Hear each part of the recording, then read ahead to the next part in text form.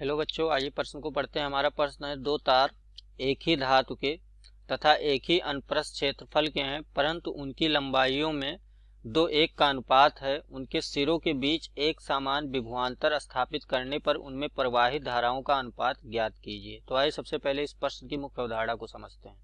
तो यहाँ पर मुख्य अवधारणा लिख लेते हैं। प्रश्न की मुख्य अवधारणा क्या होगी, पहले ये जान लेते हैं। मुख्य अवधारणा हम जानते हैं, यह प्रश्न हमारा किस पर आधारित है। यह प्रश्न हमारा आधारित है किसी भी चालक में प्रवाहित धारा। तो यहाँ पे लिख देंगे वैद्युत धारा। वैद्युत धारा व प्रतिरोध, चालक का प्रतिरोध, यह प्रश्न हमारा इस पर आधारित है। तो आइए जान लेते हैं वैद्युत धारा क्या होता है और प्रतिरोध क्या होता है। यदि हम यहाँ एक चालक बना लें, मान लीजिए हमारा एक चालक है। इस चालक का जो अनुप्रस्थ काट का क्षेत्रफल है दोनों सिरों का, उसको हम मान लेंगे ए। तो ये हमारा क्या हो जाएगा, अनुप्रस्थ काट का क्षेत्रफल। और इस चालक की लंबाई क्या है, एल है। और इस चालक का प्रतिरोध कितना है, आर है। और इसके दोनों सिरों पे जो ये अनुप्रस्थ काट का क्षेत्रफल है वो हमने मान लिया ए है। हमने क्या किया, इसको एक विभव से मतलब सेल या बैटरी से जोड़ दिया। जैसे हम सेल या बैटरी से जोड़ते हैं तो ये धनात्मक सिरा होता है, ऋणात्मक इसमें धारा प्रवाहित होती है। क्या होती है, धारा प्रवाहित, वो धारा आई होती है। तो यहाँ पे विभव लगाने पर भी इसमें धारा प्रवाहित हुई, जिसका प्रतिरोध हमें दे दिया गया है आर। तो यहाँ पे ओम के नियम के अनुसार जो बी और आई का संबंध होता है, ओम ने बताया था कि बी क्या होता है, सीधे अनुक्रमानुपाती होता है धारा के। अगर बी बदलेगा तो धारा भी उसी अनुपात में बदल जाएगा। अगर यहाँ पे ये हम प्रोपोर्शनैलिटी का ये चिन्ह हटाएंगे तो बी यहाँ पे प्रतिरोध आ जाता है, आई गुणे आर हो जाता है, जहाँ पे आर क्या है, प्रतिरोध में। तो अगर हमें किसी भी चालक का प्रतिरोध मालूम है, उसमें धारा प्रवाहित होती है मालूम है, तो विभव कितना है ये हम निकाल सकते हैं। विभव मालूम है, हमें धारा बह रहा है वो मालूम है, तो हम प्रतिरोध निकाल सकते हैं चालक का। और यहाँ पर अगर हम प्रतिरोध की बात करें तो प्रतिरोध जो होता है वो चालक की किस पे निर्भर करता है, चालक की विशिष्ट प्रतिरोध पर, चालक की लंबाई पर और चालक के अनुप्रस्थ काट के क्षेत्रफल पर। तो ये हमारा निकल के आ जाएगा एक सूत्र प्रतिरोध का। आइए प्रश्न की ओर बढ़ते हैं। तो प्रश्न में दिया गया है, दो तार एक ही धातु के हैं तथा उनका अनुप्रस्थ क्षेत्रफल भी एक मतलब समान है।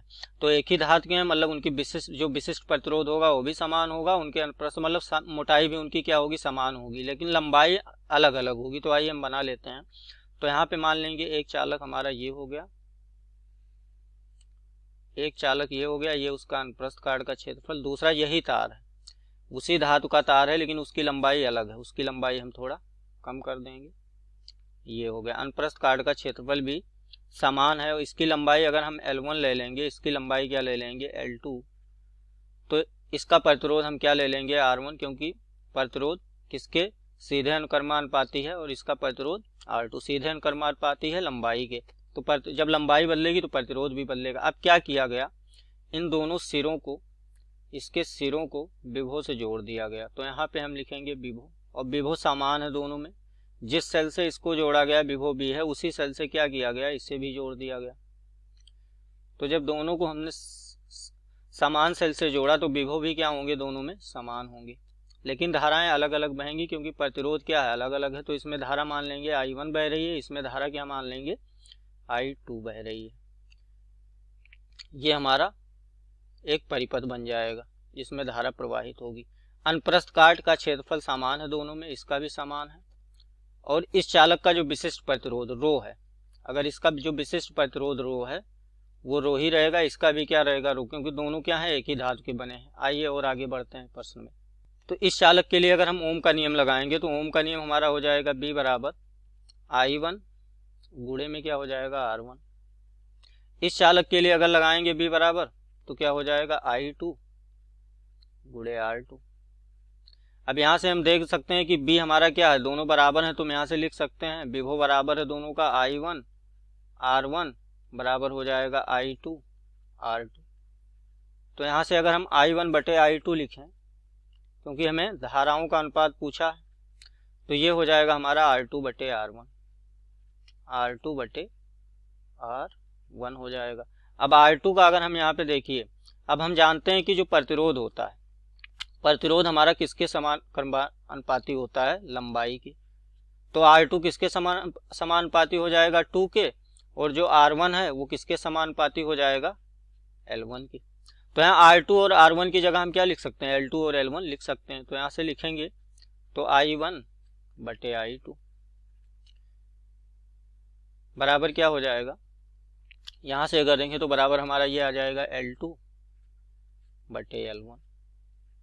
अब यहाँ पे देखिए लंबाई का अनुपात दे दिया गया, हमें दिया है प्रश्न में दे दिया गया हमारा क्या दिया है L1 बटे L2, कितना दिया है 2/1, ये हमारे प्रश्न में दे दिया गया।